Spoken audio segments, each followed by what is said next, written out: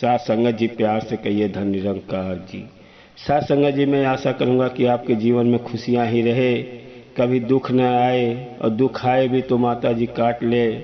और मैं सुंदर विचार करता हूँ कि आपके घर में कोई भी सुने तो अच्छा लगे, घर के कोई भी सदस्य कोई भी सुने तो अच्छा लगे। साथ संगत जी एक गांव का मोहन था, मोहन की बीवी प्रेमिका और उसका छोटा बच्चा 6 साल का था, उसका नाम आकाश था। तीनों इतना खुशियाँ से रहते थे कि बोलो गांव वाले बोलते थे इन लोग का रहन सहन बहुत अच्छा है। झोपड़े का घर था, जो भी कमाते थे थोड़ा में ही गुजारा करते थे। एक दिन की बात है, आकाश की माँ सोई है, सोए सोए देख रही है कि उसके घर में घोंसला, चिड़िया का घोंसला लगा हुआ है और एक चिड़िया रहते हैं, उसके एक छोटा सा बच्चा है। वो वही प्रेमिका रोज वो देखती थी। एक दिन की बात है, रात को देख रही है कि जो चिड़वा की बीवी थी, चिड़िया एक दिन गुजर गई और चिड़वा ने दूसरा शादी करके लाया। दूसरा जब शादी करके लाया तो चिड़िया बहुत उसको मार रही है। मारते मारते बच्चे को ख़त्म कर डाली, बच्चा मर गया। प्रेमिका को देख को बहुत रोना आया कि देखो ये सौतेली माँ ऐसी होती हैं, काश कभी हमारे साथ ऐसा हो गया, कभी मैं मर गई तो हमारे बच्चे का क्या होगा। मोहन को रात को जगाई और रात को बोली, मेरे पति देव, कभी आप देखो ये चिड़िया की कहानी। उसने पूरा बताया कि चिड़िया मर गई, उसने दूसरा शादी करके लाया और चिड़िया के बच्चे को मार डाली।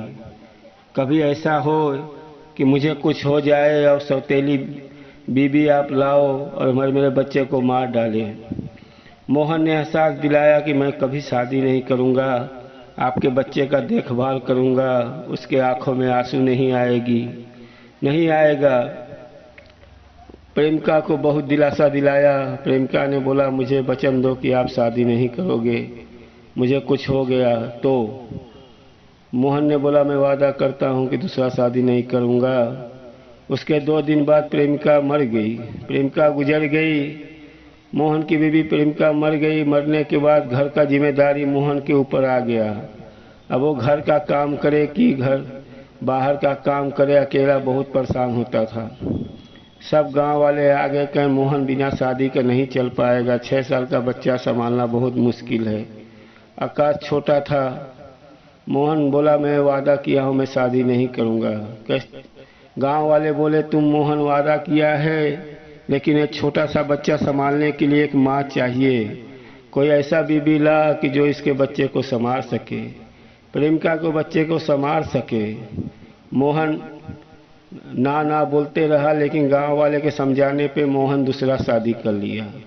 शादी करने के बाद घर पे बीबी लाया और बीबी सौतेली माँ सौतेली ही होती हैं। उसके 1 साल बाद उसको भी एक बच्चा हुआ, उसका नाम विकास रखा। आकाश और विकास अब सौतेली माँ का रूप, बोलते हैं सौतेली माँ सौतेली ही होती है। उसने पूरा आकाश से घर का काम करवाने लगी, बर्तन साफ कराना, झाड़ू पोछा कराना। जब मोहन घर में आता था तो उसको इतना मार के डरवाती थी कि जरा सा भी अपने पिताजी से बोलेगा तो और मारूंगा। आकाश डर से कुछ नहीं बोलता था और इतना मार खाता था, उसके बदन पे पूरा घाव। स्कूल जाना उसका बंद कर दी थी, कभी कभी स्कूल जाता था, कभी नहीं जाता था।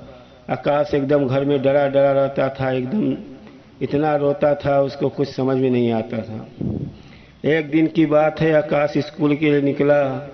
जब स्कूल से छुट्टी हुआ, उसको घर आने का इच्छा नहीं कर रहा है कि घर पे जाऊंगा वही सौतेली माँ इतना मारेगी कि मैं कहाँ जाऊं, उसको कुछ सूझ नहीं रहा है।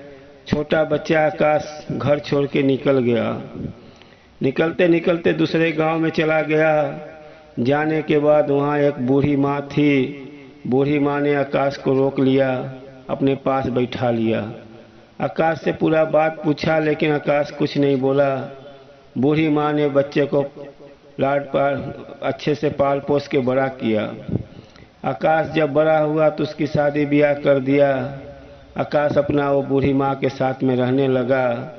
और इधर मोहन की बीवी जो दूसरा शादी करके लाया है, उसको परमात्मा ने इतना कष्ट दिया, पूरे बदन में उसको कोढ़ी जैसा हो गया, चलने के लिए शक्ति नहीं रह गया।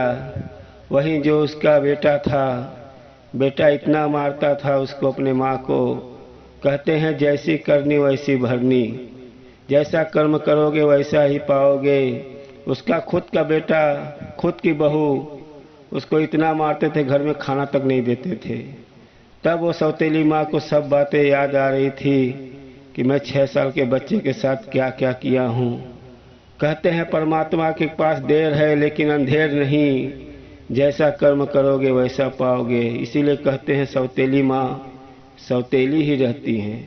इसीलिए साथ संगत जी अपने को अच्छे भाव से रहना है। और साथ संगत जी अच्छा लगे तो लाइक कीजिएगा और प्यार से कहिए धन निरंकार जी।